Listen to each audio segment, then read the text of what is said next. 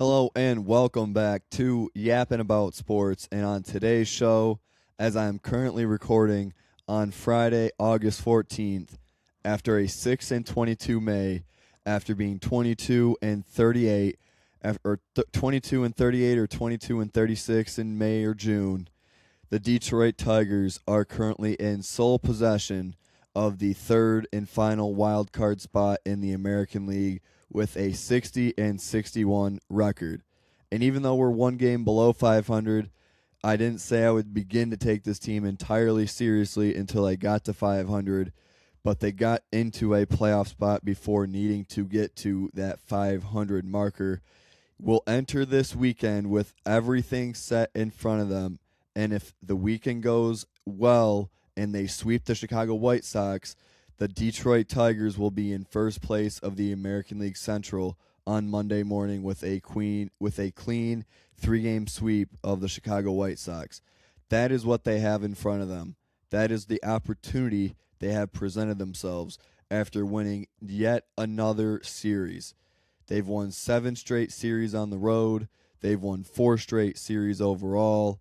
They are continuing after losing so many games, so many times in May, not having Skubal, and then trading Skubal, and then trading Mize.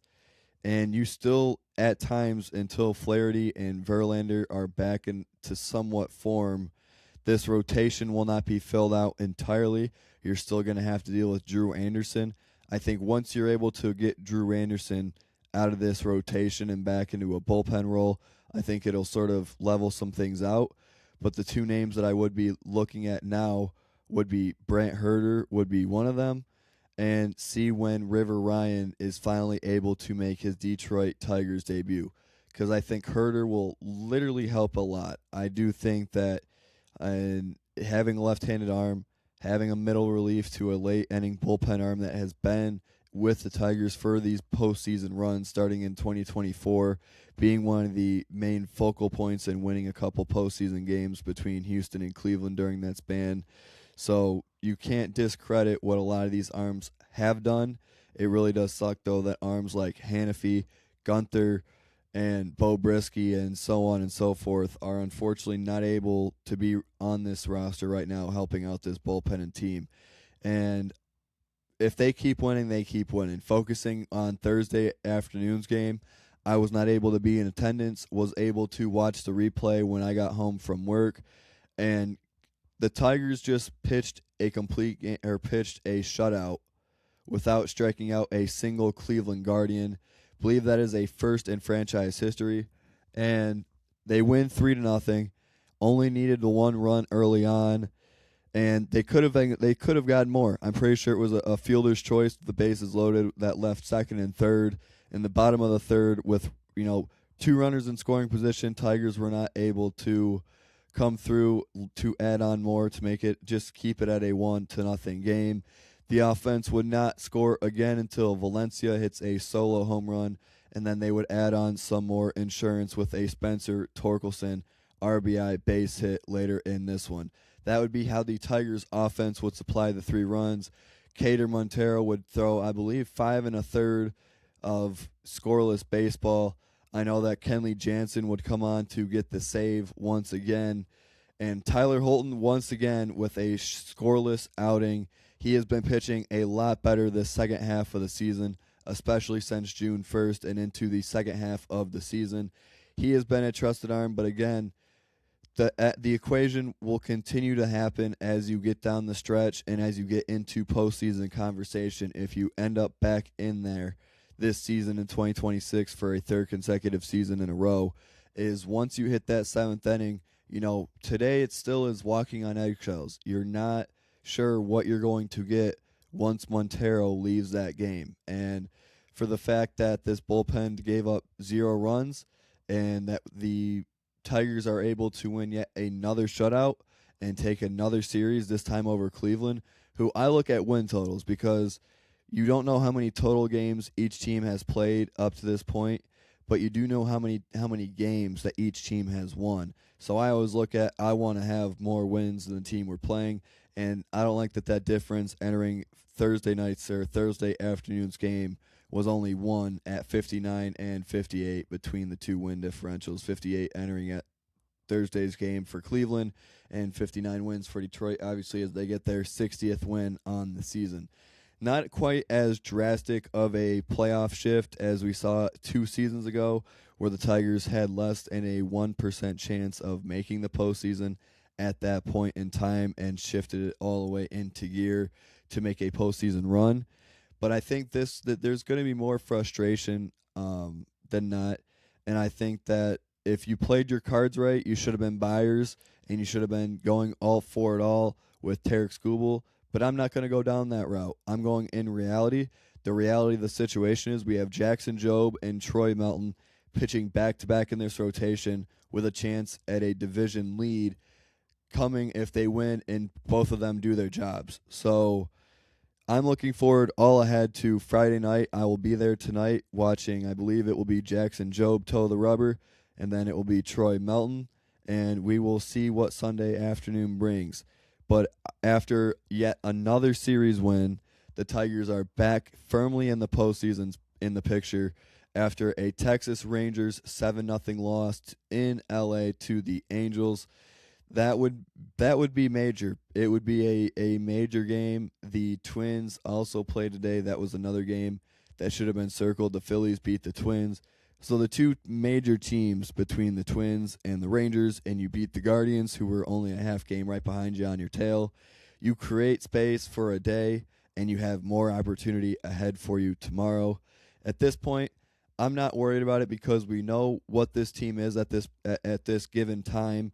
We know that the bullpen is not great. We know it's not consistent, but we know that if your starter, to me, it's the same equation on the pitching side of things. You need 18-plus outs as many times as possible out of your starting rotation. You need them to get into the 7th inning or later as many times between now and the end of September, and then just survive and advance every game. Every game has got to be a Game 7 if this team ends up making the postseason.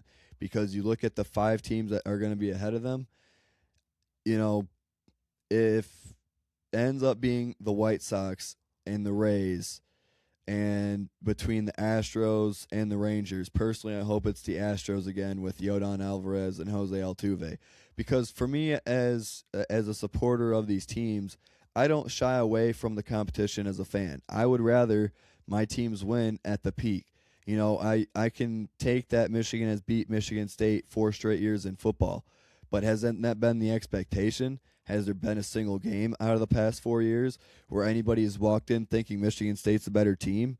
Has there been a relative conversation thinking that there's been any sort of evenness in the rivalry? No, and I think that in terms of expectation versus reality of what these Detroit Tigers were, I expected all the way back when I talked and previewed the season with my friend Matt early on this season, I thought that this would be a 90-win-plus team, that you had the pieces put together, that you had the bullpen with Vest, with Finnegan, with Holton, and with Jansen, and unfortunately that didn't pan out.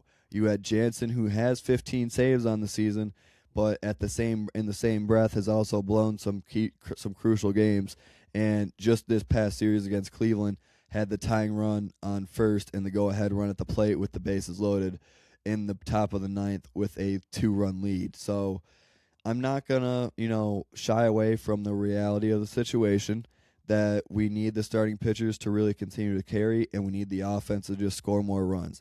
Because I will say this, I still back this up, that once we get to the 7th inning or later and the bullpen enters the game, you are stuck. It is a race. It is a race between the other team getting the hits that they need to tie the game, and can the Tigers get 9 outs or however many outs after the 7th inning to secure a win. And I'm all for it. I saw there were comments about A.J. Brzezinski made, and I think it's just a straight hater comment coming out of A.J. Brzezinski. It's not bad that a team is winning. It should show the strength of the organization that even without these guys, that they knew that this was the expectation, they knew that this was the reality, and the Tigers are playing to it. And they also have enough depth in the starting rotation to be able to go win games. They have a young lineup. They've brought pieces up. And for me, the one thing I will take from today's game is that until Kerry Carpenter and Riley Green are back in this lineup, both every single day, Valencia should be your DH, more so than not. I am fully fine with how they sort of had the lineup there late, where they had Hao Yu Lee at third, they had Kevin McGonigal at short, Javi Baez at second, Spencer Torkelson at first. Did not mind that at all. Baez, I think, was in left field today. Did not mind that at all. So, Tigers win 3-0. Montero dazzles with 0 strikeouts. The offense got what it needed. Valencia homered. Torkelson, with all the flack and all the shit really that everybody has given him, he has came in and has hit the cover off the baseball with runners in scoring position as of late. He is finding the gaps, found space again today to get another RBI single, to give some more insurance, to give another deep breath for these bullpen arms that are coming into the game and try to alleviate some pressure. But as I am talking to you now, the Detroit Tigers are up a half game on the Texas Rangers and are currently in the American League postseason. That is what I have on the Tiger side of things. Also today, the Detroit Lions played preseason football in Cincinnati. Final score 16-14. Not my focus. When it comes to preseason football and the Detroit Lions with how Dan Campbell runs things, I'm worried about how hard are these guys competing and how many guys can you find that can tackle the football in an effective manner. Because with the injuries that you are already facing, on top of what you should already expect to possibly happen, just based on injury processes the past 2 seasons, I would expect that they're not going to have a fully healthy defense for majority of the season again. I'm not expecting there to be any sort of consistency or continuity from week 1 to week 18. I think you're going to have to survive and advance when it comes to that D-line and that secondary. I think that if your linebacking core stays healthy, that may be your most consistent part of this defense.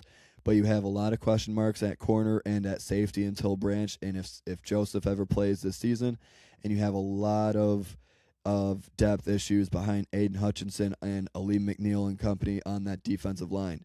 So the 2 main factors or the bullet points that I sort of focus on or will look to during the preseason are your rookies and your second-year players. How often and how consistent and competitive are their snaps?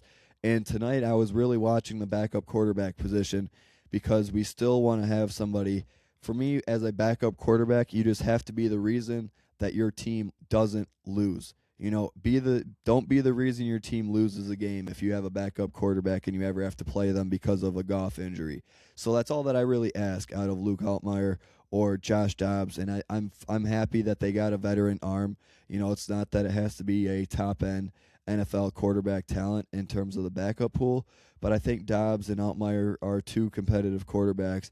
And realistically for me, I hope that Altmaier wins the QB2 job and that he is someone that can stay in the organization and possibly get a chance. Doesn't have to be your guy, but I think that he deserves his fair share, and I hope that he's a quarterback that can possibly be a QB2 and somebody that you can win with. So the main 2 names I was looking at were, you know, the Abney on defense and the cornerback, and Hassanen, and on offense I was really looking at, you know, that offensive line and that center position and how much push were you getting. And I was looking at the quarterback position, and I saw Tesla was in there, and you know, Mahogany was in there, Frazier's was in there, Miller, and so on and so forth. So I look at the players that you expect to be on your opening day week 1 roster, or your week 1 roster, I should say. Opening days for baseball, but who is on that starting 11 on both sides? Are your kickers making kicks? Do you have somebody that can play center for Cade Mays until he makes his return in late October, early November? So what does this team look like? For me, you're lucky with your schedule the first 5 weeks on paper. I think you have a very winnable 4 or 5 games, and you have a game against the Bills on a Thursday night to open up their new stadium. I think you can take the air out of the building, but I think that there's a very good chance that Buffalo comes out on top in this one.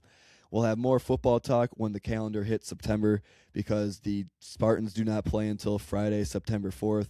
There's not a first NFL regular season game until, I believe, Wednesday, September 9th. And the NFL season for the Lions does not kick off at Ford Field until Sunday, September 13th. So a long ways to go still. I know it is so close, but yet still so far for football. The Detroit Tigers win 3-0, win a series, 60-61. have Job and Melton going against the division leaders, and the division leaders just dropped a full series to the Cincinnati Reds. So without further ado, thank you all again for listening and for watching on YouTube. I will be back at Comerica Park on Friday, and at least on Saturday afternoon. I will see you guys again later. Thank you all again for listening.